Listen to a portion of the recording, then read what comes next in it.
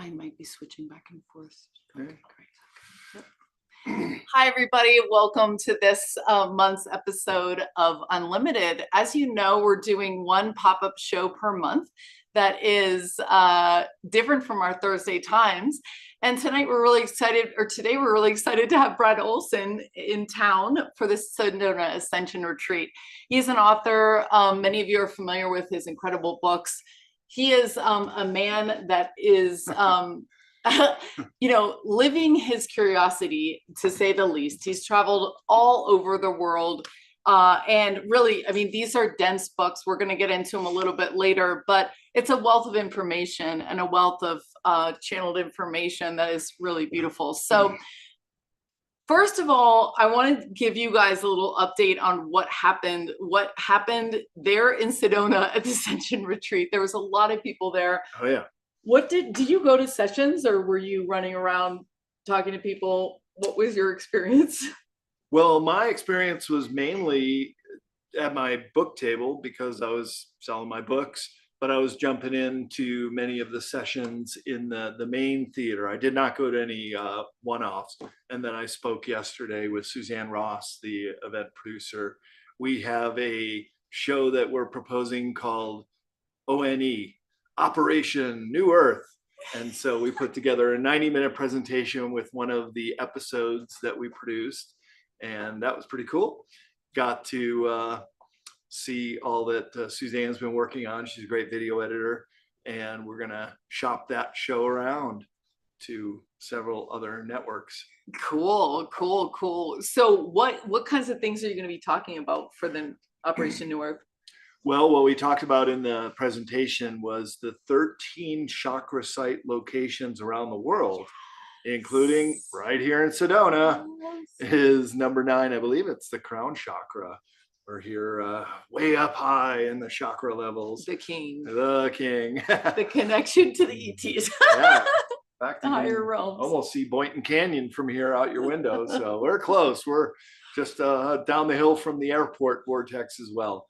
So it's great to be in a place like this where there's so much earth energy going on, but so many conscious people here as well. And you see that with who comes to these conferences, especially the Sedona Ascension Retreat. Yeah. So that would be a great show because you'll be on each of these chakra points have really collected people that are of the mind that we're going somewhere. I want in on this somewhere, and let's start figuring it out. I also got a download that there's like another grid happening that's actually one layer above us, and it's got slightly different grid points. So it's interesting the way energy flows, and how knowledge about these grid points has that's where they used to put all the main cathedrals. Paris, Washington D.C. You can measure these electromagnetic fields. They're real, and so working with them creates more effect and creates more influence, right? Oh, it sure does. And I write about the ley lines all across the planet, not only in my Sacred Places series of books, but also in the esoteric series of books, because this is what that means is knowledge that's privy to a select few. And so by putting these books together, it's a compilation of all the subjects that have been withheld from humanity. And you know what? That's where the fun is. That's where it gets really interesting. And that's why I love them so much and take the time to do these books. That's so great. Yeah, when we started researching like how Google was blocking all these keywords, we're just like, okay, let's just research those keywords. That's where the fun is, for sure. Cool. So what were the other main stage things? I saw JJ and Desiree's Hertog's talk, and they were really talking about, they said there's 8 dimensions total. We're probably already in 4. Some of us are probably in 5, and they talked about this, the extra celestials and the extra dimensionals. Yep. And ultra terrestrials. Ultra dimensionals. And it's really interesting because when someone was first telling me that, they were like, oh yeah, at some point you just decide to dissolve completely into a collective.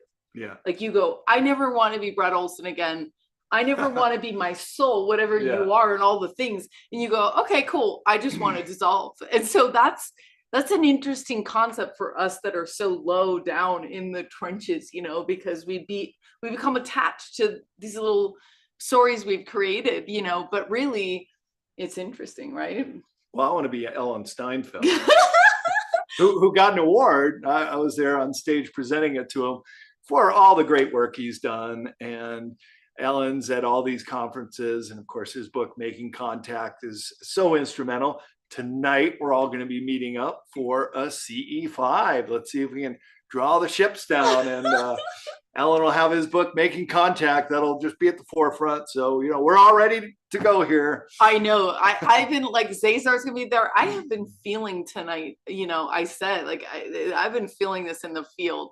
And those of you who are in other places in the world, the country, there's a new app called Enigma that is very, very well designed. I could not have done this better. It's so cool. And it's open-minded people doing research, and you can report your sightings, and other people, you know, you'll get alert if it's right in your thing, you go look out the window. So get ready, because we're going to bomb the field tonight with love and all this like fun stuff. I wanted to bring Coffee on too, to talk a little bit about Daryl Anka's presentation. And also, you know, she had a very activating experience with Vivian Chauvet and Peter. You know, they're going to be coming to us for Contact 250 in Japan. So you guys get those passports going, because we're going to Japan in September, working on all the last minute details before we announce it. But, you know, well, I'll let Coffee talk about it, but they were definitely one of the most interesting technologies there that Peter had. Yeah, so hi everyone, I'm Coffee. I work with Senka. I'm her operations manager, and I had a brilliant time at this retreat. It's just really been a whole magical situation. First, of course, I got to attend Bashar. I was super lucky to get my own question pass, and I asked him about what is my passion in this world, and that is creating the reality where levitation is available to everybody. And it just excites me so much. And his answer was really beautiful, because previously he explained that you can take two balls or one ball on a frictionless surface and have it be in position A and position B. And you can measure both positions. And if you're able to find out the variable that's the distance or where it is in time space, and overwhelm it in position A with position B's frequency, it'll either teleport or just roll right to that position. And when I asked, do you have any like information for me about levitation? He said that you can do this with your own body. You don't need technology, and it'll be as simple. You're actually teleporting, levitating while you're walking. The ability to walk back and forwards and left and right, all that, those angles is exactly the same as levitating up or down. It's just slightly difference in the direction. And if I can come into myself and believe it as I'm walking back and forward, it's the same as going up and down. I'll just be able to do it. And so it's so exciting.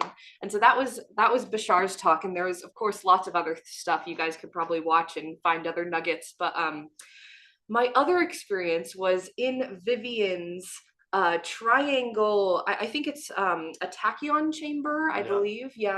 And I was sitting there in meditation, just with my eyes closed, and I started to perceive, you know, some kind of shapes in there, and there was a little bit going on. And then about, I want to say like 20 minutes into that meditation, I started feeling like, I saw someone step in front of the light. You know how when you have your eyes closed and you're facing a light source, if someone comes in front of you, it kind of blocks it out. So I saw that happen, and then they blew on my eyes.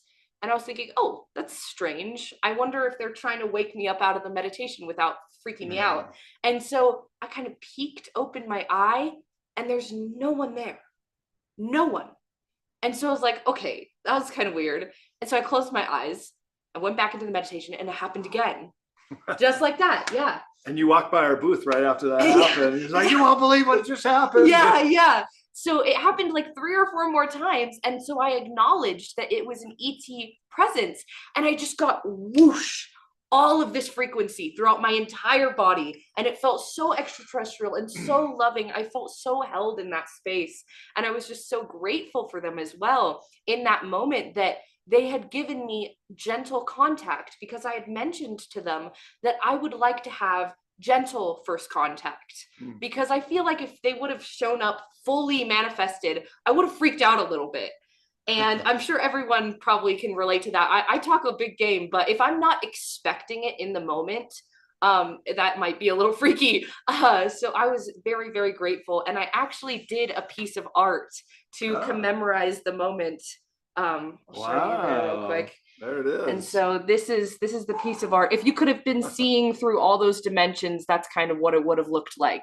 And they confirmed that they were an Octurian and that they were here to help me levitate. Of course, Vivian Chauvet is Octurian as well. Oh, wow. So she probably attracts them to her I'm booth sure and she does. her webinars and her workshops and stuff. So they're probably always around. Yeah. And speaking of, this is her husband's work, Peter. And I'll have Zenka come on here and talk about this technology. I've just been wearing it to help me integrate this whole experience, but it's connecting my, I believe it's the star chakra. It's the one above the crown chakra. To the heart chakra, yeah. And it's so powerful, so beautiful. Yeah, yeah. And we'll get that information in the chat in a little while, but yeah. Yeah, so I definitely am starting to think that when I sat down, Peter put the anklets on me and the thing, and then the circle, the copper circle. He's like, okay, reset, and then you turn it on. And I felt so much rush in my body that I am starting to think that a lot of these people who make these special items, it comes along with the agreements with their teams to work with the people that are reaching out to have these healings experiences and whatever, because there's no way that it could be any other way. I mean, when you have I was in another conference and I had we're doing a huge grid with 50 people, and I have massive physical experiences, and I was like, okay, I can't see anything, but I know this is real because my body is completely feeling this, just like Coffee had. So it's really interesting because we don't yet get to have all of our visual senses involved, but it's so great that we can get these confirmations. So highly recommend Peter's stuff. It was really great. Did you try his stuff? Not this conference, but I've experienced it before. And that's how you know it's real, when you get that visceral feeling, that goosebumps, or however we each respond to this kind of, I would say, multi-dimensional effect that is coming through. So I agree with you, Coffee, at Bashar's, when you asked that question. We are moving up to 5D through the 4D. Now the 4D is kind of a strange place. I've heard it described before as especially the lower fourth dimension, which is where some of the darker spirits reside and ghosts and that it's been described to me. I think Maureen St. Germain said it's sort of like you're driving along a dark highway and you take the wrong exit and you end up in a ghetto, and you want to lock your doors, but you're fascinated by what you see.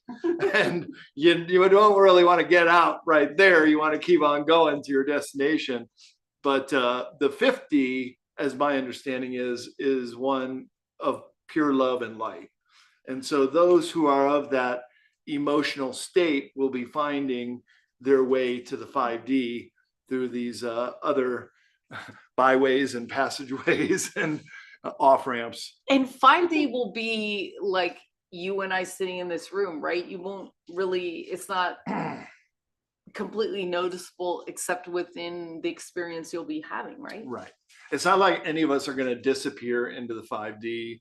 I think it's more akin to what the Buddhists would say, is that before enlightenment, carry water and chop wood. After enlightenment, carry water and chop wood. And life is going to go on. We're going to keep doing what we do.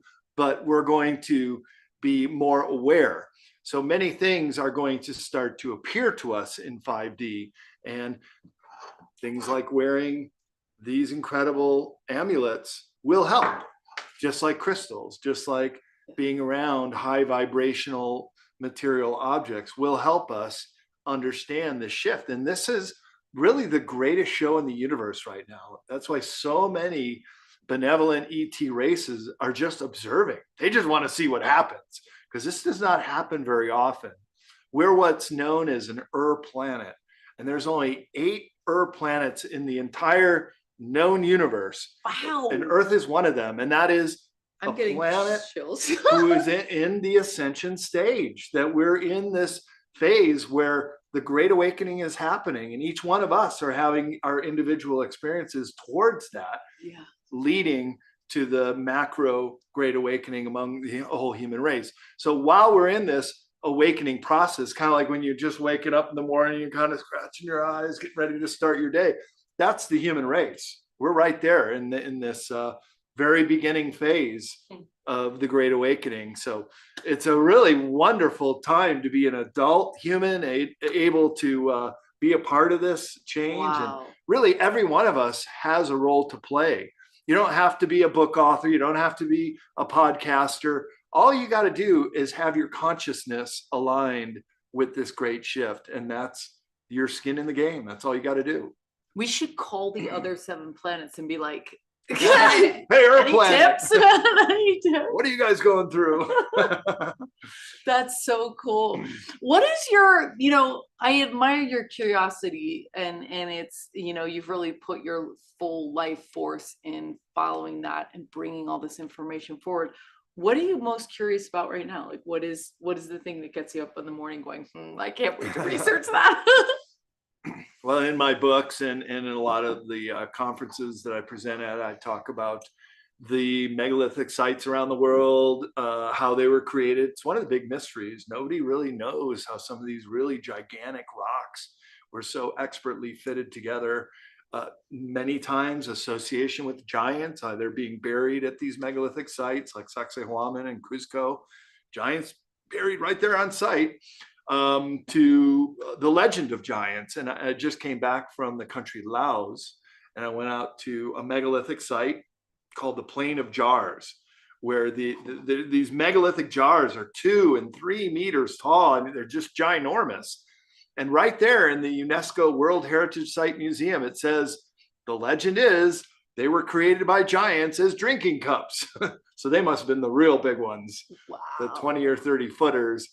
And one of the talks I give is on the giants of prehistory and the connection with the megaliths, that if you can consider how a kid, say a 5-year-old kid, can't really lift a cinder block, but an adult can lift it quite easily. So maybe if we're talking about beings that are many times larger than we are, lifting these megaliths would not be that hard. Right. Yeah. Right. Interesting. So, because the Hurt Talks mentioned that on stage too. I mean, they're saying half a meter is the footprint, and that's verified. So do you, I have this huge bump on my head, and some people are like, oh yeah, you're part of those extended, like you have DNA from those extended head things. Do you think you have giant DNA? I believe that we carry our DNA lifetime to lifetime. So I've always felt tall, blonde-haired guy, many lifetimes. Unfortunately, some of my lifetimes here on Earth, big guys get recruited into the military. We got to go fight wars. We didn't know any better. You don't have a choice in many cases. And that's why I'm very glad that I didn't have to be in the military, didn't have to kill anyone, didn't have to hurt anyone this lifetime, because we all have our individual karma that we're dealing with. And I think that's why we're humans, that we're in Earth school right now. And things we did not learn in previous lifetimes, you better get it right this time, because this might be all we have to graduate from Earth school. Yeah. What has been your biggest lessons in your own personal life, like that you've had to level up on? Because I'm pretty sure you're going to graduate. Hope so. I'm studying really hard. I'm doing my homework. I'm putting in the work, I tell you. Well, we heard this several times. William Henry and other presenters were saying it's all about the vibration. It's all about our own moving into this new frequency, and how we deal with it, and how we treat others. So the whole saying, to be in service to all. I know Bashar said that many times, that you follow your passion, you do what your passion expects of you, and if you can do something that can be in service to others, you're living the highest you can. You're living at that highest vibration, that emotional state, really love, gratitude, just being thankful for the circumstance we are. I mean, everybody's got problems and issues and worries that we have to deal with, but in the end, we're not taking any of this with us. So it makes sense to me to be the very best human being you can, and that is treat everyone with respect, caring, curiosity, and what's your story? How can I learn from you? Yeah. That kind of thing. And that's how you grow. And we're all growing. Nobody knows everything. We all have stuff to learn. That's why I think it's exciting to wake up every day and what am I going to learn? What am I going to do today? That's why I love to travel so much and see what's going on out there in the world. Yeah, definitely. So where's the current state of people understanding these giants? Are they admitting it yet? Is it going in the textbooks? Like when you go to visit these sites, are they like, oh yeah, or are they still like, no?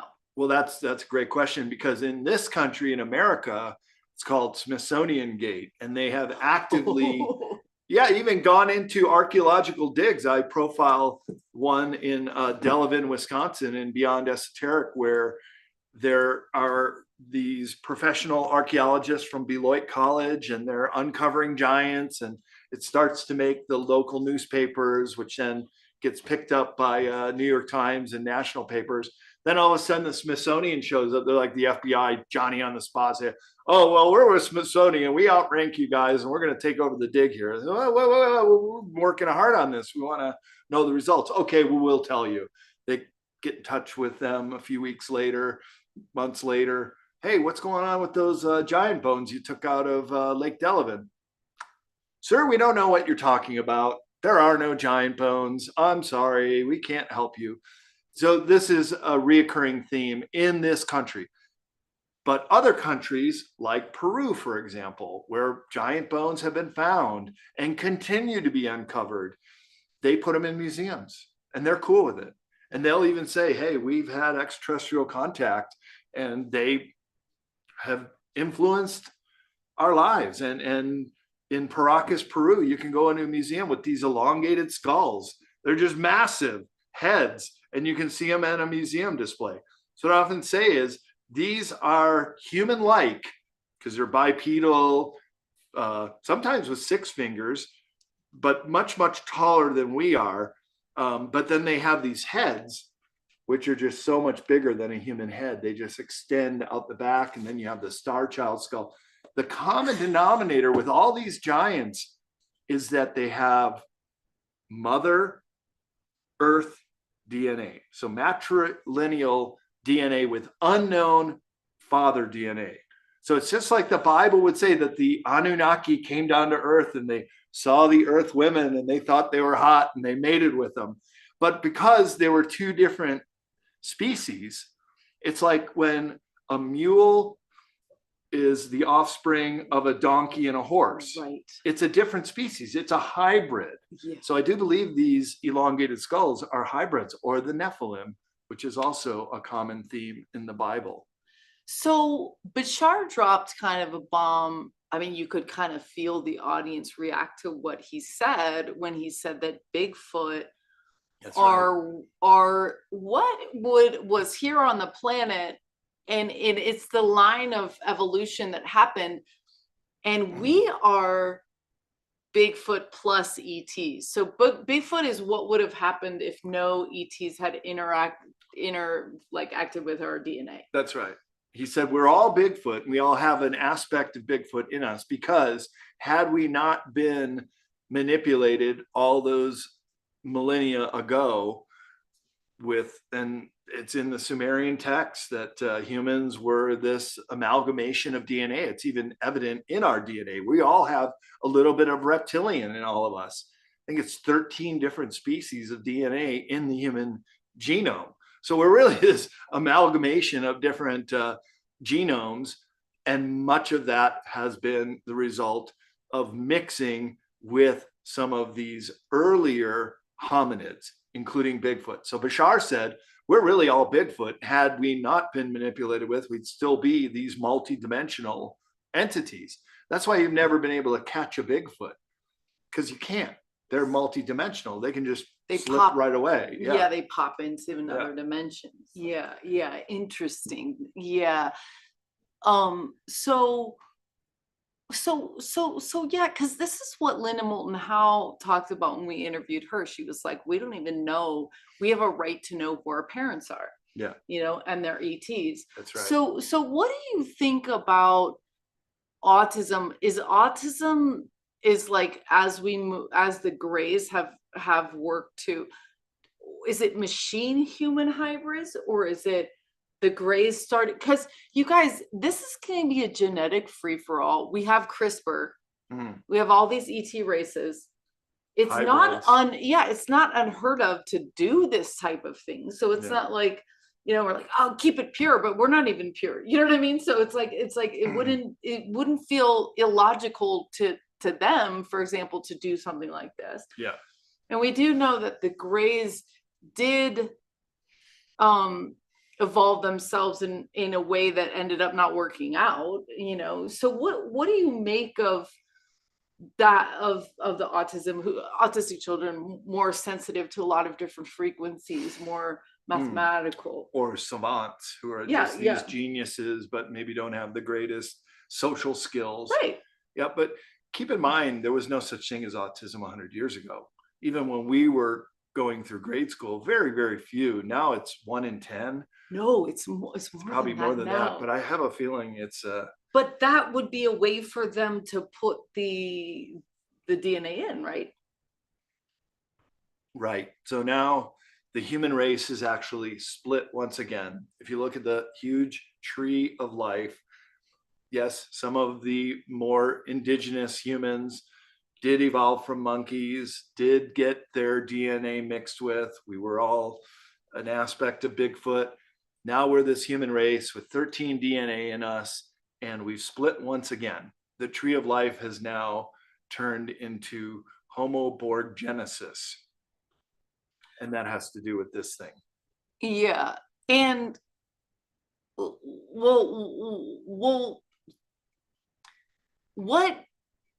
we can't see into the future, but maybe those qualities are going to be needed. Maybe. For sure, they say that those children chose that, before they came, like, oh yeah, I want to do this. But what do you think would be the reason why they would need those extra frequencies, less emotion? Because emotion is something that we come here to work on, but it's also what gets us in the most trouble. Yeah. You can't, the end result is like a Buddha, like you get the call, like, oh yeah, we're firing you today, and you're supposed to be like, okay, this might be actually the best thing that ever happened to me. I'm not going to think that it's bad because I don't know. So it's like, when you have a lot of emotion on it, you're dragging it one way or another, but I guess the evolution is to become slightly less emotional. And yet we come here to have emotions, right? That's what is so fun about Earth. And whatever. We go to movie theater, we go to do all these because we want to feel something. Yeah. No. Well, I had dinner with Linda Moulton Howe last night, and to be a fly on the wall and hear all the things we talked about. But one of them is the merging timelines. We also talked about the Mandala effect, and she brought that up in her presentation yesterday with the emergence of AI and frequencies. And what we're really dealing with right now, and this is another reason why Earth is such an interesting topic to all the other terrestrials that are keeping an eye on us right now, is that we're in what it could be described as timeline wars, because the hybrids absolutely need their timeline to come true, or else they won't exist in the future. So that's why we've never seen an earthquake at 10 kilometers down at Dulce, New Mexico, where a lot of these genetic experiments are taking place. If there were, it could be the end of several species, which are now being formulated in some of these underground bases. And so the timeline war is to preserve certain timelines of certain species, including the human race, including Homo sapiens sapien, which we are, the purebloods that William Henry talked about, that we're the organic humans right now. And we need to be cognizant of the fact that Homo sapiens sapien needs to continue on in this tree of life. Because in these timeline wars, one aspect is there is a depopulation agenda, an anti-human depopulation agenda. So it really begs the question, who's in charge here? Who's calling these shots? Who's chemtrailing the skies? No Who's pun poisoning intended. us? Well, I mean, maybe there is a pun intended, because they're calling the shots and they're doing this to us. And much of it is against our knowledge or free will. So it does go against the natural laws of the universe, but this is an occultic phenomenon, and I describe it in my esoteric books, that everything they do to us, they have to tell us about in an underhanded, hidden kind of way. But it's called the revelation of the method, where they'll show us in movies and TV shows and music and Super Bowl ads that we were talking about just before, for better or for worse. I mean, we were just commenting how many UFO and ET related commercials during the Super Bowl, with the highest viewership of any program throughout the year. But many of them were good, as you described the Martin Scorsese commercial. Yeah. We're on the good timeline, you guys. Let's do this. Let's push this way. So, I mean, this is one of the things that I thought to really ask you about today. And I want to, if you're watching on New Realities or Portal to Ascension, you can go to lightnet.org/unlimited to get into the Zoom, because we're going to open up to questions soon. I'm also going to share the link for Peter's pendulums. He's giving us 10% off, which is very kind of him. So here is that in the chat. So this is, okay, let's say you imagine the entirety of existence in a sphere, and you imagine lines going through it as to how you're living. So I'm going this way, my past is this, my future is this. But when I radically better myself and I move my future into a different timeline or different direction, my past also moves, like the tail moves. So I often wonder, like, if, because we want to have a galactic reality, we're creating a lot of ancient aliens, because they would, I don't know, would have to exist. They would have to exist, right? Because if you broke that timeline, now they wouldn't exist. I thought one of the most mind-blowing interviews I ever saw was with Carrie Cassidy on Project Camelot, with someone who worked with the Looking Glass technology named Dan Burish. They're classics. I've watched them many times over because it's just pure gold. Everything this guy's talking about. And what he was saying is many of the gray aliens that are being captured or found in downed spacecraft are not from faraway planets. They're future hybrid humans who are coming back to preserve their timeline. Yes. Because if something were to happen now to their timeline, that would be a big problem. Well, and that's what the grays are. They're future humans, right? That are time traveling backwards. I confirmed that the other day on the radio. Some confirmation, you know. So they said, and that we don't think of time travel as being possible, but it is. And it will be. So will genetic, I mean, I wouldn't mind being part ET. Like, I mean, maybe you already are. You just don't know it. Right. Well, I mean, they said probably everybody in here is hybrid. So I wonder what that looks like, how that actually works. One of the things we wanted to do today was to just open one of your books to a random page, because this is how I like to read Brad's books. And so you can get it at cccpublishing.com or Esoteric Series. And so, okay, this is pretty cool. What'd you flip to? Okay, I flipped to 288, The Battle for Transparency, Okay. WikiLeaks. And I think that's what you were getting at when you were saying, like, anything's okay as long as there's consent, as long as you know. That's right. Right? You know, that's kind of what we're asking at this point. And it says human intuition. So intuition is ahead of our, like, being able to prove something, with the facts. Like, That's there's right. some sort of, just like I'm getting an intuition about tonight's contact, it's like, yeah. So do you want to talk a little bit more about WikiLeaks or a matter of dimensions? Yeah. Honing our intuition is only one of the enhanced abilities we'll be experiencing as we advance into the next dimension. But what exactly is a fourth or fifth dimensional being? First, let's remember we live in a third dimensional space. How do we know? Simply because we have 3 directions of free movement. Those are left, right, back, forth, up, down. Each dimension above the third has a different degree of light and density. There are 11 levels of density. The ultimate goal is evolution on an individual basis and together as a species. So we fear what we do not know, and fear is another of the negative emotions which will recede in the age of transparency. We'll lose all negative emotions in this process and become happy people. Higher dimensional beings can read the auras of human beings and intuitively sense our energy fields, and they can literally see through our bodies. They're highly telepathic and are invisible to third dimensional beings. They possess more of a group mind. No one can possibly have a hidden agenda because they can see right through you. That's, Altair showed us some documents that said exactly that. Yeah. They didn't even associate a soul with a person, like, you're like my soul. They're like, no, it's like they say it's like a shared field, like gravity. Yeah. They have a totally different concept. Right.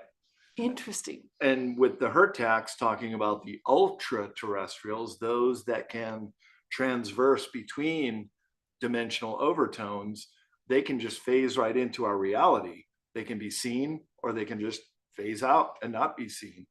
So this is the field of UFO and ET study that's most fascinating to me, because we can all envision of travelers coming from another planet, extraterrestrials. We can even understand that there are inner terrestrials right below our feet. But the ultra terrestrials, that's when things start to get really interesting. And the page I flipped to, well, that I wanted to show was that, look, time travel has been going on since the 1930s, when Germany developed the bell, and it was fully operational. It's so funny because I put the bell when we resent the email. I was like, I don't know why I'm putting a bell on this email in the header. That's so cool. Tell us. So they had the ability, I'll just read the caption here, from 1933 until 1945, Nazi German scientists either discovered from prehistory an advanced civilization with some kind of UFO, a Vimana, which we've heard existed in ancient India, which was also part of the wars that took place between Lemuria and Atlantis, and helped end those cultures, which we don't want to see happen again, or somewhere in the Middle East, because the Germans were sending out archaeological parties all around the world. So Raiders of the Lost Ark is very true. They were in Egypt, they were in Tibet. Wow. They were in the Pyrenees Mountains, trying to find different artifacts that would help them to become even more advanced than they were. But they would take downed aircraft. They had one in the Black Forest in 1933. They got one from Mussolini, who let the scientists deconstruct it. And so using all these scientific discoveries from the 18th century onward and built in on earlier discoveries. They developed the Honeyboo system of momentum and anti-time, drag static bubble to some degree based on the Helmholtz resonance theory. Other branches of science evolved into the radar system of the magnetron. Wow. And the potential time travel and space travel machine called the Bell, pictured here. The Germans developed a highly advanced space program with bases on Antarctica and Mars. And this is where they first developed nanotechnology.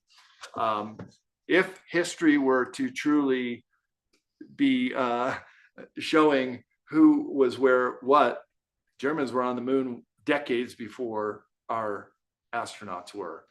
How they got so advanced, how they moved at light speed technologically is the big question.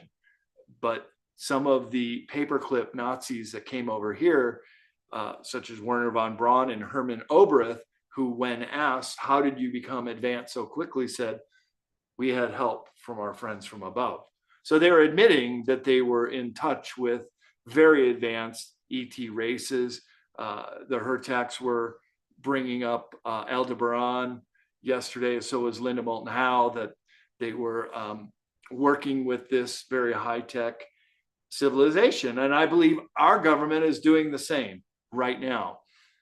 In my capacity as a book publisher, we've just released Laura Eisenhower's first book called Awakening the Truth Frequency.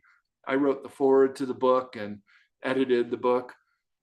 And I'll tell you, she has groundbreaking information in this book. I highly recommend everybody read it, because what she's showing is that her great-grandfather, Dwight D. Eisenhower, inherited this malevolent ET agenda from Truman.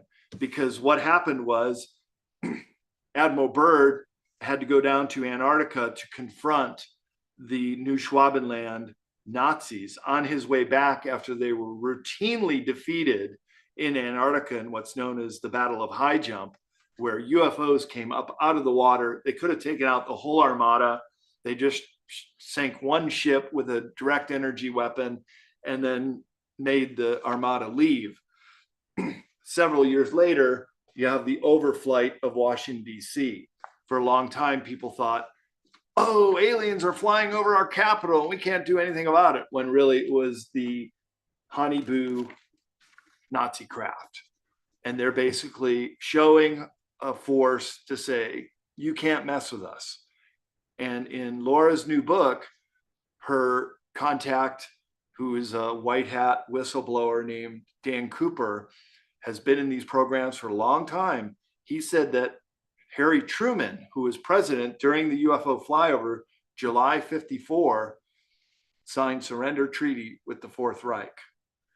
And so those were Antarctica Nazi craft that flew over the capital. He panicked, he surrendered, Eisenhower got a raw deal, and Laura is trying to correct the perception that her grandfather sold out to the malevolent ETs with the Greada Treaty. That's not true. Truman did before him, and he was fighting for this information to get out. He famously said, when denied access to Area 51, that he would rally the First Army and invade Nevada to get into Area 51 to find out what they were doing there. And of course, at the end of his presidency in 1960, he had the very famous military-industrial complex speech, and it's only gotten worse since then. Yeah. So we should discuss Antarctica before we go to questions, but I also want to say, so in there being negative alien agendas, agreements that were made between certain countries with them. Yeah. Are there good alien agendas that are happening, and what happened with that? Did other aliens come to the rescue? Were they blocking everyone else, saying, no, this is our planet? Like, what's your opinion about, are there any benevolent alien agendas that are happening with governments today? Well, there are, and they actually did approach Eisenhower as well at the Holloman Air Force Base, famous connection with some benevolent ETs. Eisenhower essentially said, my hands are tied on this, because the military industrial complex was so hungry for technology that they were basically prostituting themselves out, selling out with abductions, cattle mutilations, to allow that to happen with these malevolent ETs, which I think are all interterrestrials that are coming out of the Archuleta Mesa near Dulce, New Mexico. That's a very old ET base, many layers down, but also a government connection on the upper levels. So the benevolent ETs do follow what we popularized in the Star Trek series as the prime directive. And that is, anytime you have a planet such as ours, an planet, which is in this developmental phase, which is shaking off the yoke of oppression while spiritually evolving, that they cannot interfere directly. So how then do the Greys or the reptilian interfere? Because they're the malevolent ETs. Well, they're interterrestrials. So they were born on planet Earth too. So they actually have a right to do their operations. But because they were holding us down and creating so much problem, that the Galactic Federation stepped in. Turns out after 9/11, this is Alex Collier and the Andromedians told him that they saw that in the future, 350 years in the future, that Earth was going to become a major menace, that we were going to use our technology, much like the movie Avatar, and we would be exploiting planets. We'd just be going around as locusts in the same way the reptilians operate, and just taking over planets. And they said, this is going to be a problem for all of us. So why don't we nip it in the bud now and extract the reptilians and these malevolent ETs from Earth, which they've been doing for the last 25 years, since the Galactic Federation agreed that it is going to be a big problem for all of us. So let's get them out of here. Let's just take them off. We're not going to judge them. We're not going to kill them. We're just going to put them way far away where they can't interfere anymore. And let's see what the humans are going to do when they have no interference. Interesting. And that's the state we're in right now. Interesting.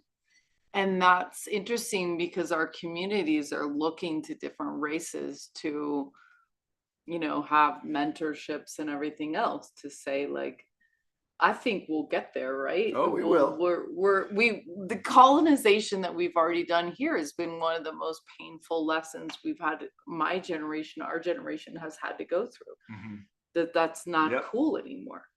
You can't just go and take stuff. Right. So that's interesting. Cool. Well, all right. So let's take one final thought on the UFOs in Antarctica and your thoughts on that. And then we're going to open it up to questions. So feel free to raise your hand. Again, if you're watching online and want to come in the Zoom room, unlimited, lightnet.org/unlimited. Yeah. Well, there are many agendas that are operating on Earth. It's not just the Nazis that took refuge in Antarctica. There were bases there from a long, long time ago. I've been able to identify at least one of the three motherships, massive crafts, which our intelligence agencies have known about since the 1970s. And they gave them the nickname Nina, Pinta, and Santa Maria. One of those that I've been able to identify through Google Earth, where they were excavating, and it happens to be right there in New Schwabenland. I think the Nazis discovered this in the 1930s when they were flying over this area and making claim on this land, because they were backward engineering this tech. They wanted to learn everything they could, even from defunct old mother ships. And I love it when I can get confirming data points from other sources. And the Farsight Institute did remote viewing on this craft. And yeah, what they found was it is a massive craft under the ice, that it had very, very high ceilings. So it had been built for and used by some form of giants. No longer there, but there are other locations in Antarctica. And some of my interviews with Michael Sala and his whistleblower, JP, is that there are giants in stasis who are just now waking up. So the other thing is you have some of the ancients who once reigned on this planet are now coming into the picture. how they're going to interact and or help us with our ascension remains to be seen. Wait, so are the giants part of the UFOs in Yes. Antarctica? So they're within the UFOs, or they're Yeah. part of, oh, In interesting. the arcs, Well, as because they're they, known. yeah, they would have had to genetically modify them if Right. if what Bashar and you are saying is that, okay. Yeah. So why did they shrink us down so much?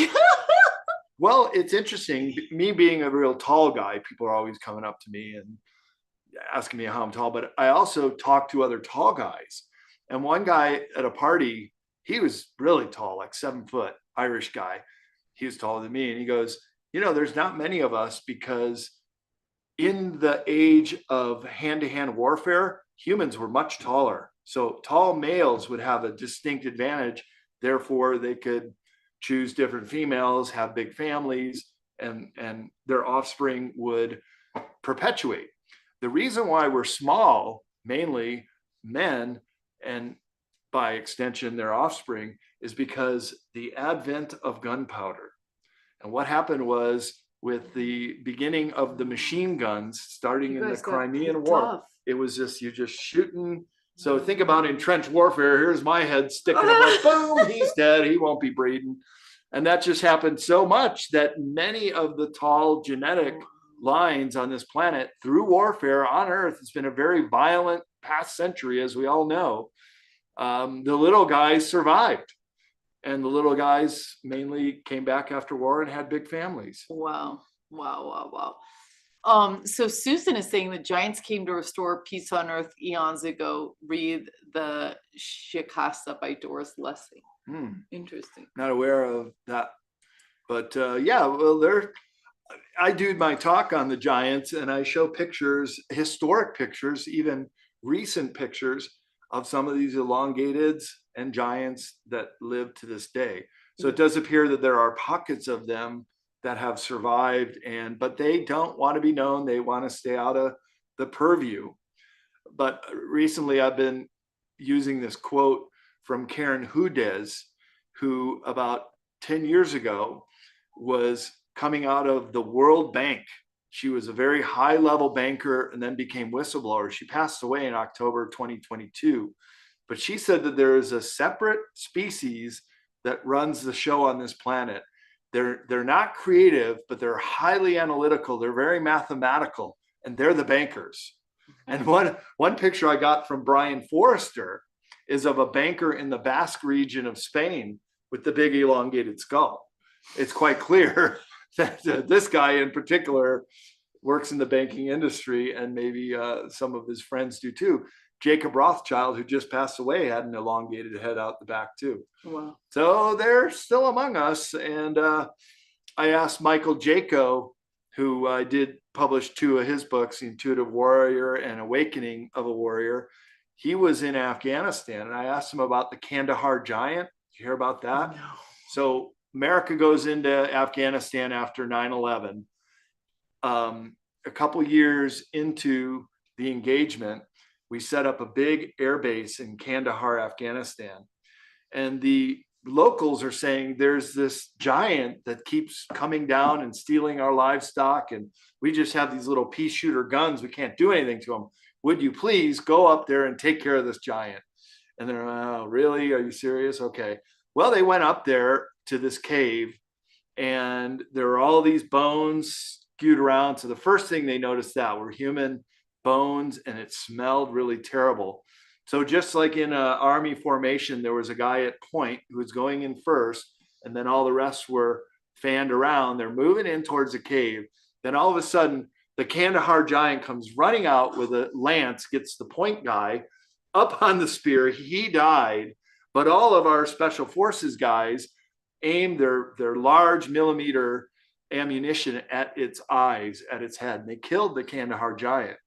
Michael Jaco confirmed this, that they had to come in with a special helicopter and they netted it. It went to Kandahar Air Base. Other witnesses saw it there. And then they whisked it off to Wright-Patterson Air Base, where they do all the experiments and dissections of giants and aliens that they can get there. Wow. Fascinating. that's like, you know, you go to northern Canada, California, and you're like, oh yeah, someone cut down a tree that was the size of, like, how could you do that? Right. Why could you do that? I mean, well, we have a culture of killing in this country, so chop it down, man. Do a whole passage in Beyond Esoteric, living fossil or breeding species. So if this giant in Kandahar was a one-off, well, he would eventually die and then his species would be gone. So the presumption is this cave system goes to somewhere in inner Earth, and there's a whole breeding colony of them in inner Earth. Right. So that kind of, and then of course with Bigfoot, how they are able to come in and out of our reality, but some say they come from inner Earth as well. Cool. We got Michael of Sedona. All esoteric books are must-haves. I agree. Thanks for listening. Michael of Sedona. Cool. So I'm gonna, if anyone has a question, you guys can go to the reactions and raise your hand up. It's down there with a happy face, and go ahead and raise your hand up so we have a little bit more time. So yeah, I mean, what has been the most interesting conversations you had with Michael over your trip? I mean, things are changing so quickly. It's like we almost have to deal with current events because, you know, this disclosure movement is getting complicated, unfortunately. But yeah, have you guys? Oh, so someone's asking Sasquatch. Squatch. Yeah, my ancestors obviously did not participate in early machine gun wars. Yeah, obviously they didn't. And I have a cousin who's as tall as me, and all the men on my mom's side are very, very tall. But it's interesting, on my dad's side, I have cousins who are just 5 foot tall. So we kind of have this mix. Yeah. But the other thing that's interesting about my family lineage is we're the Rh negative blood type. So my dad is Rh negative blood. And the second born, who my dad named Douglas, his blood interacted. He was Rh positive like my grandfather was, but my grandmother was Rh negative. His blood interacted with my grandmother and it killed him at birth. He was what's known as a blue blood baby. And he turned all blue. His very young immune system was trying to fight off the antigens from the Rh negative blood. This is very interesting because it happens in no other animal species in the world except humans. That's why I say we're like multi-species in one. And then when you factor in the Rh blood factor, that a mother can kill its own offspring, as it did in my family, it's a big thing. And we always have when our family reunions are together, I always ask my aunt and cousins and dad about the Rh negative blood type. My mom was Rh positive, and so am I. But it's kind of like regressive eye colors. I could very easily have a kid who's Rh negative blood because my dad is, and grandmother, and other members of my family. So yeah, I mean, I met a guy who had an extra vertebrae. Yeah, and his like the iron in his body was off the charts. Like people, like they couldn't even believe it.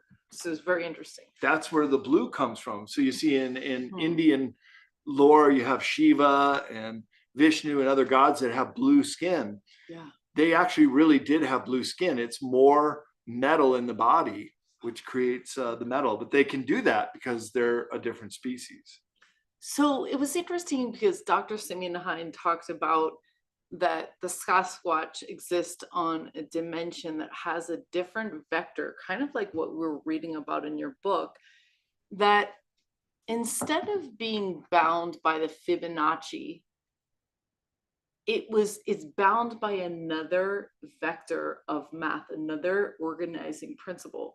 And when Uri Geller and other people become super psychic and can start seeing Sasquatch, or I don't know if he has, but he can do other things. Yeah. That they're actually stripping their mind out of the electromagnetics of this dimension, attaching to that other vector, and able to pull information back and forth. Right. Which kind of was interesting because you were mentioning kind of that the different dimensions have different vectors of light, right. you know? Right. And as we start to become more accustomed to these different dimensions, our perception is going to change. For example, at the conference, we heard that humans can normally see about, 24 colors, but that's going to change. That's going to become hundreds of different colors. So that's just one example of how our perceptions are going to change. We're still going to be the same people we are. We're just going to have different abilities. And so wouldn't it be great if, say, when we went to school, we learned about the chakras when we were in kindergarten, and by first grade, we're already learning about telepathy, and second grade, we're bending a spoon, and by third grade, we're having the Kundalini experience through meditation. And by the time we graduate, we're of this superhuman ability that is within all of us, but we're not being taught that. In fact, we're being taught quite the opposite and steered away from these subjects. But that's the potential that we have, and we can become superhuman in many different ways. Each and every one of us has the ability to do it. And Bashar was very poignant in that fact when people say, "Oh, I just want to thank you for changing my life." And he would say, "No, I didn't. You changed your life." We all have the ability to do this. This is part of our free will on this planet, but you have to know what you're getting into. You have to want it. You can bring a horse to water, but you can't make it drink. So if people don't want to learn this stuff, then obviously they're not going to learn it. You got to really hunger for it. But when you do, it becomes part of your power, becomes who you are, and makes you a better person. Yeah. Someone said that they're a hybrid and they have a Sasquatch portal in their yard. So I think that's, Sasquatch are who we worked with on doing telepathy. And I'll show you our new experiment. And I encourage anyone listening to join in with us. So we have these egg cartons. We got fancy ones, but you certainly don't need that. And we've placed objects and our names on this side. So this is me, I'm a penny. Coffee's a very fancy glass bead. Okay. Adam's a source seed. My son's a crystal. And then we have other things. So this is Judy, she's passed and she has a dime. So we're building the objects. Now we have a bunch of sets of these. So we give this to someone and say, okay, so if you want to send me, so if my son wants to send me a crystal, he would have to move it into this spot, Yeah. And so that's what we're doing. And then we've got an infrared camera that will capture the interaction. So, it's funny you mentioned, like, we got to teach the kids telepathy because someone came to our booth and they were like, "Oh, I have these children's books on how to do telepathy." I got those books. Okay, cool. She came over and said, "Can I trade you for one of my books?" Yeah. Said, all right, sure. Yeah. So that's, same thing. We were like, okay, cool. Let's trade and let's put it in the shop. Then, that's the thing. We've got to collect these somewhere, and we have to start trying this stuff. I mean, you can't learn. There's no science kit for teleportation yet, but now if we can think of fun ways to do this with your friends and loved ones, I mean, you're obviously going to it's going to be easier to send your boyfriend or your friend something than it is someone random. And I believe, so these top 4 are all extraterrestrial past loved ones. So that, they'll probably be better at it than we are. So yeah. And I think we're ready for it. I mean, we're evolving, and I think that it should be pretty interesting. I like it. Yeah. That's cool. Yeah.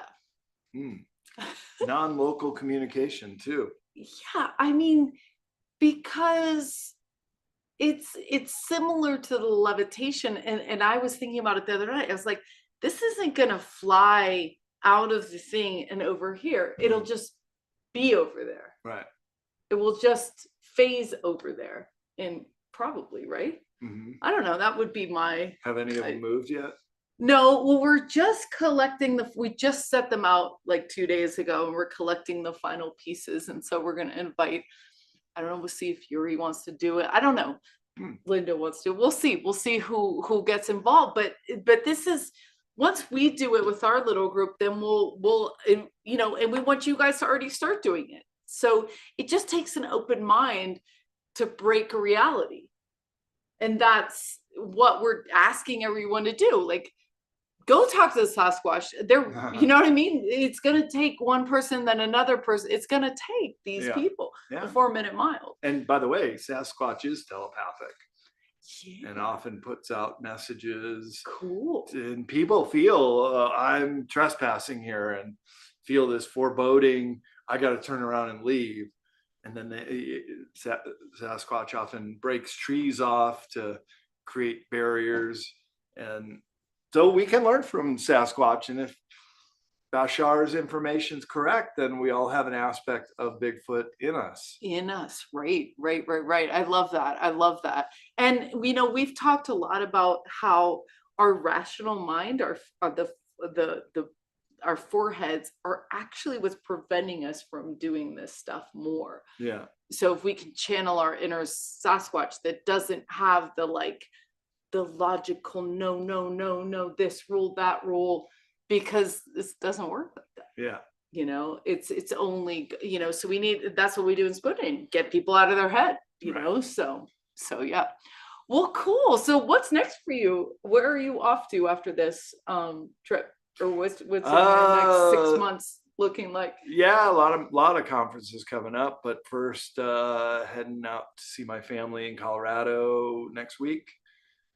Family ski trip in Colorado, and then Utah, and then I'm flying to the eclipse in Texas. I'm one of the speakers, and Team Light, Boscop, Texas. Cool. Those guys are really they're really cool. Yeah, I'm looking forward to that. And meeting some friends before that and doing a little tour of Texas, doing the eclipse, of course, which is a really phenomenal experience. I was in the one 2017. Silence, right? Oh, just man. Like before all the animals go quiet too. Yeah. Same thing with big ships and stuff. It's like, why did everything suddenly get so quiet? Right. Wow. So what was it like, the animals, everything? Well, first of all, you're kind of seeing the day getting a little bit darker, and if you wear the glasses, you can see the moon transitioning right over the sun. And then for about 3 to 5 minutes, depending on where you are in the totality line, everything goes dark in the sky. You can see the stars, the moon, but all around the horizon, it's like it's twilight. It's still light out. So it's a phenomenon you've never experienced before until you see a full solar eclipse.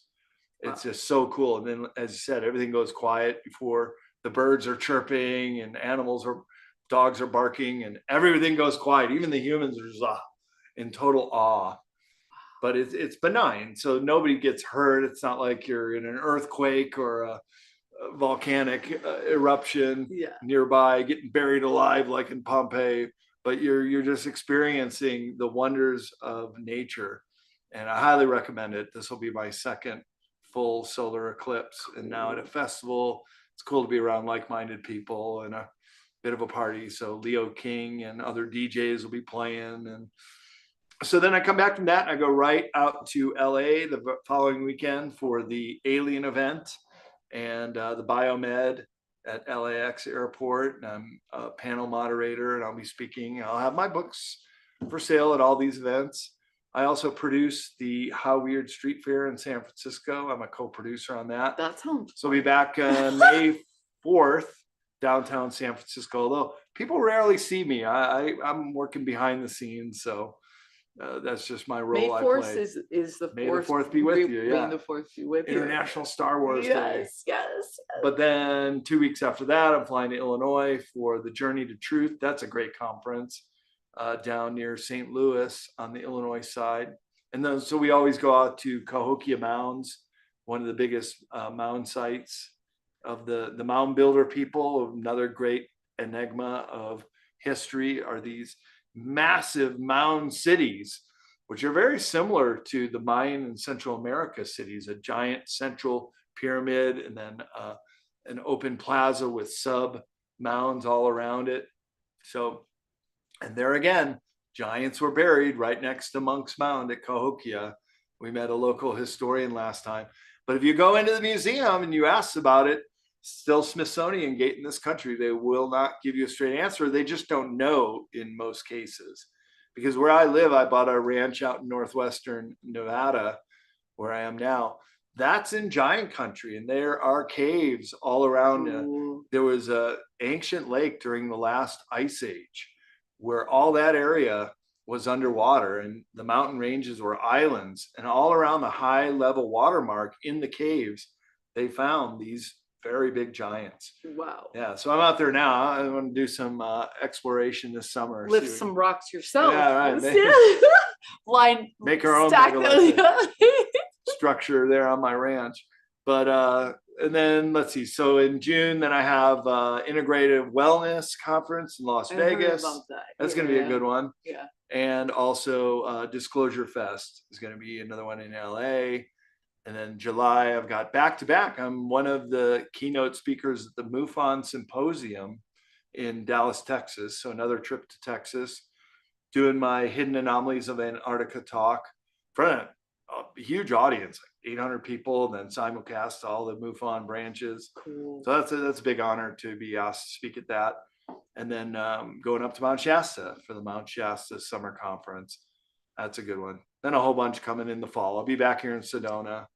It's like you're like a paper delivery. You know, it's like you're physically going to take this important information, because that's really what it's been, is people in the truth movement getting together, sharing information, getting these books out, getting, you know, having the conversations and watching it all come to light.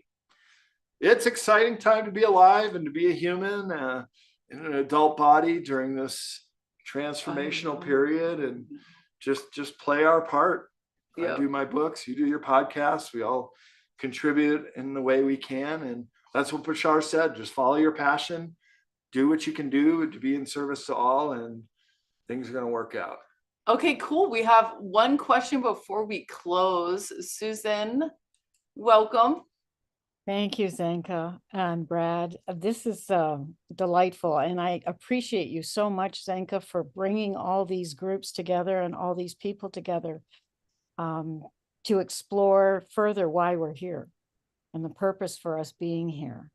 And I think the biggest purpose is for us to unite in a way that we can help to transform others and share the information that we know of who and what we really are as love, and to get the message out. So I'm just wondering, is there a way that you can see that we could have groups coming together in a way that we could sit in a way to invoke a lot of these energies and send them out into the world to transform it, the skies, the air, the pollution that's coming out, the dimethylamine that they're putting in the skies that are causing me to get congested and everyone else, I'm sure, too, and poisoning us. So how can we, because we're all here for this special time, we chose to be here, every one of us, whether we know it or not.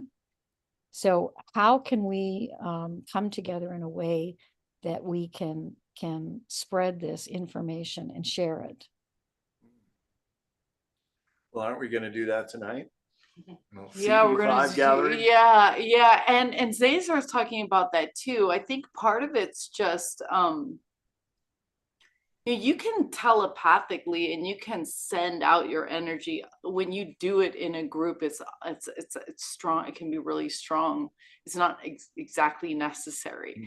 But yeah, I mean, Michael Sedona's on, and he says, like, yeah, being in physical contact is exponentially more, and then if you all have a similar intention. So I think it's already happening. I mean, we're able to get together now, and I think, so geoengineering, I was looking, I thought, so I don't know. I mean, we should have a calendar of where people are doing more group sessions so that people can jump on and do it in mass. But I think these conferences that you're going to, you know, are you. Yeah, I mean, that's really, it's a like-minded group that we're together with, and when you hear the presentations, you come away with more understanding and knowledge than when you went in. So I can't recommend it enough, not just because I'm one of the speakers or Zenka is too, to learn from people who have really devoted their whole lives or are these channels like Bashar and can bring through this information from higher intelligences. And look, let's just be open-minded about this stuff. We're at an age where a lot of this is very new information, and we're all learning at our own speed, but it's a great time to grok all these subjects. Yeah, and I think we need to find ways that we can end all this stuff flying in the air. Because I know in Canada, we are being bombarded across the entire country. Since January, they have been adding this dimethylamine to the chemtrails, which is actually destroying everything. It's taking the saturation out of the air. We had snow here. I was in Kauai for a month of January. And as I was flying out from Toronto across the country, the whole sky was completely flat. It was a flat gray cloud. It covered the entire country from Toronto all the way to Vancouver. And I could see on the coastline, it ended there. And then when I flew on to Kauai, it was beautiful. The air was clear and sunny and wonderful and warm and cumulus clouds. There is none of that in Canada right now. It's all this flat gray, and it's been like that. Apparently it was like that the whole time I was gone until I came back, and still like that now. And we've got a sunny day today, but I see these chemtrails going and they're starting to make that gray again. But we had no sunny days. The weather has been bizarre. We had temperatures up, 14 degrees, which is in Celsius. So, which is quite warm for here. And January has always been like blizzards and lots of snow and cold, but nice sunny days. There's no cumulus clouds left in the skies. Susan, I just wanted to add, if you're feeling so drawn to talk about this and to bring this up in the first place, don't let anything stop you from gathering groups, because you're able to do this. And that's why you're having this passion in you.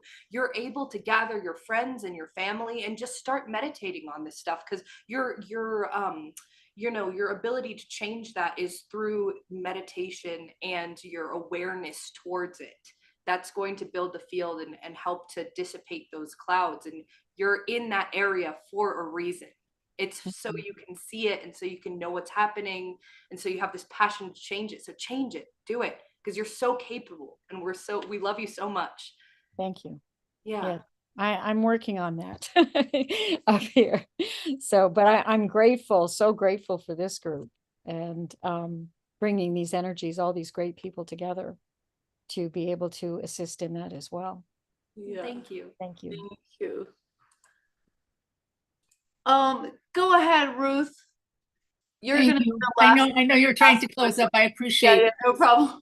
Thank you both so much for today. I just want to know, what is your understanding about why the Middle East, and in particular Jerusalem, is always such a flashpoint over and over and over? Is this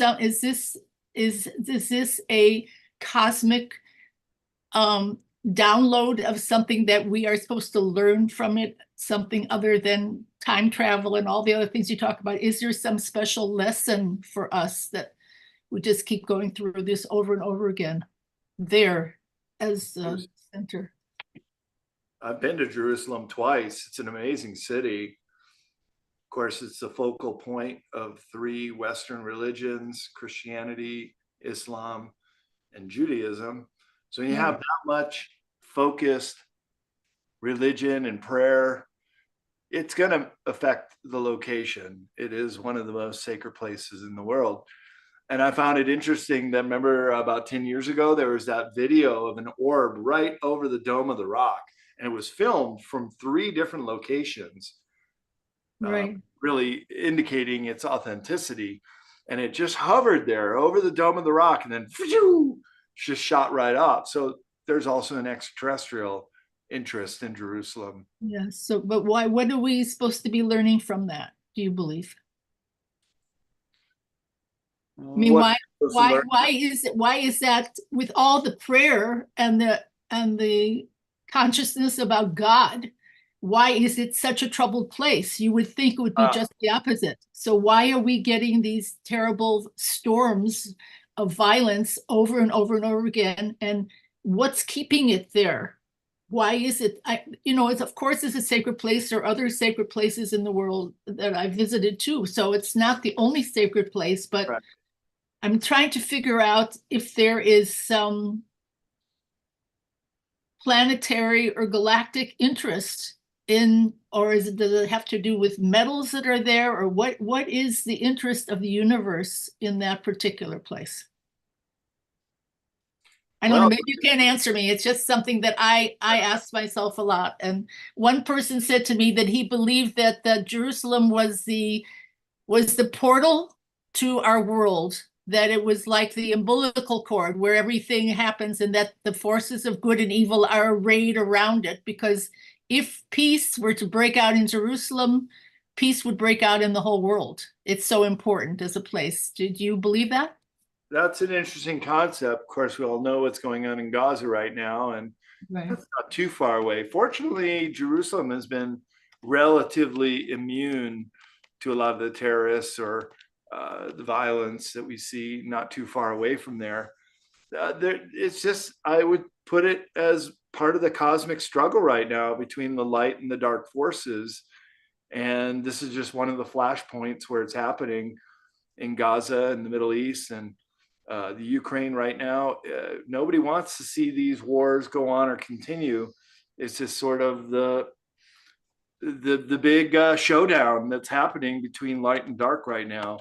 And so you could be right, Ruth, that maybe Jerusalem is this place where the big showdown has to take place, and then we come out of this on the other side and it becomes the capital of world peace. That's what I would like to see. Okay, from your mouth to God's ears. Okay. Thank you very much. I am. Yeah, wouldn't that be amazing that Yeah. that become the capital of peace? Wouldn't it? That And that's would be- actually what it means, is city of peace. Jerusalem, I'm pretty sure that's the Yeah. full and interpretation. how interesting, and what Ruth is saying. She's like, well, it's the central of religion. How could it be like this? Like, Right. what is going on that has become not true? So yeah. And I saw an amazing thing happen when I was in Jerusalem many years ago, when the Dalai Lama was visiting there. There was also lights that emerged over the Tower of David, where he was in the old city, that nobody had ever seen before. And people were commenting on it. It was in 1994. Let's see, it was 1994 that happened. And people afterwards wrote about it. They had never seen the same conjunction of the way the lights were over in Jerusalem. It happened in Jerusalem while he was visiting there. And so it felt very much like that was part of the visit, that he brought special blessings and cosmic attention to the place. So, and this, what you mentioned, was 10 years ago, right? That we're over the orb around there, give or take a year. And Michael's of Sedona is saying that this was the last landing place of the creator giants. So yeah, how interesting. And of course, it's riddled with caves underneath Jerusalem, even the Crusader caves, where they found some kind of immense treasure that enriched the Knights Templar, and then the caves around Qumran and the Dead Sea, where the Dead Sea Scrolls were found. So there's also an underground aspect to Jerusalem. Michael's got his camera out on Michael. So Michael has the fame of you know, having after his contact, he can answer any question that is asked to him. And he often on his UFO tours allows his customers to have this interaction with him. So Michael, what, you know, Rose bringing up a great question. What do you say? Well, the Jerusalem, is my audio coming through? Can you hear me? Perfect. Okay. So, yeah, wow. This is an intersection of a couple of timelines that were separate and are now kind of folding together. Jerusalem was the last major landing point of the creator gods that created the fifth variety of human, which was the Arab.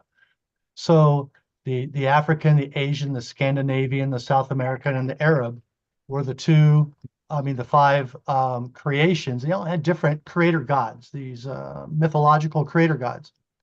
And since that was the last landing point of great creator gods, the huge monolithic things in that area that are still there and not, 450 feet underground because of everything that's happened in the last 100,000 years. This was only 12,000, 11,000 years. So that was the last landing place of creator gods. And so Jerusalem is holy for the entire region and will be, no matter if 94 religions pop up, because it's in the DNA.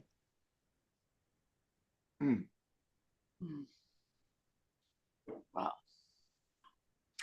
Interesting. Well, let's get to the timeline. I mean, they say that Sedona wants to be the new Jerusalem, but I would actually prefer it to be there. Yeah, I mean, that would be much more poetic if it was just straight up there.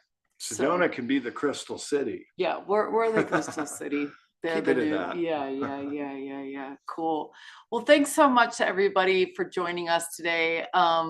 And we loved having you guys. We loved having Brad. Thank you, Brad, for publishing other people's works beyond your own and creating. Once again, you can find Brad at esotericseries.com or ccpublishing.com. So we look forward to seeing you guys all. We're going to be having cool, Michael's showing his book too. We're going to be having a talk and a workshop this week on this month on missing time. So stay tuned for that and we'll see you there. Thank you so much. God bless you.